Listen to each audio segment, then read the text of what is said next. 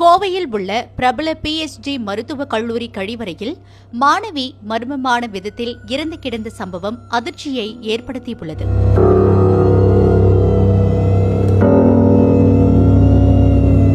கோவை பீளமேடு பகுதியில் PSG மருத்துவக் கல்லூரி இயங்கி வருகிறது. இந்த கல்லூரியில் தமிழகத்தில் உள்ள பல்வேறு பகுதிகள் மற்றும் வெளி மாநிலங்களைச் சேர்ந்த மாணவ மாணவிகள் தங்கி மருத்துவக் கல்வி பயின்று வருகின்றனர்.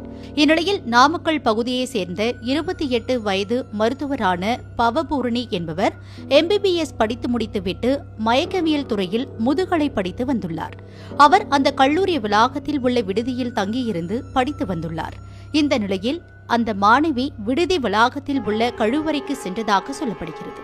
நீண்ட நேரமாகியும் அவர் வெளியே வராததால் அவருடைய அறையில் தங்கியிருந்த சக மாணவிகள் கழிவறைக்கு சென்று கதவை தட்டியுள்ளனர்.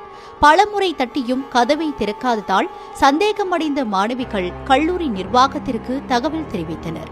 உடனே அவர்கள் அங்கு விரைந்து சென்று கழிவறை கதவை உடைத்து பார்த்தபோது அங்கு அந்த மாணவி உயிரிழந்த நிலையில் காணப்பட்டுள்ளார். தகவல் அறிந்து சம்பவ பகுதிக்கு விரைந்த பீளமேடு காவல்துறையினர் மாணவியின் உடலை கைப்பற்றி பிரேத பரிசோதனைக்காக கோவை அரசு மருத்துவமனைக்கு அனுப்பி வைத்தனர். அத்துடன் அவர்கள் இதுகுறித்து வழக்கு பதிவு செய்து விசாரணை நடத்தி வருகின்றனர்.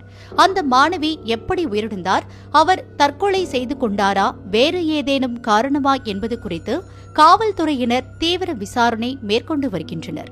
தனியார் மருத்துவக் கல்லூரியில் மாணவி ஒருவர் மர்மமான விதத்தில் உயிரிழந்து கிடந்த சம்பவம் அப்பகுதியில் பரபரப்பை ஏற்படுத்தியுள்ளது.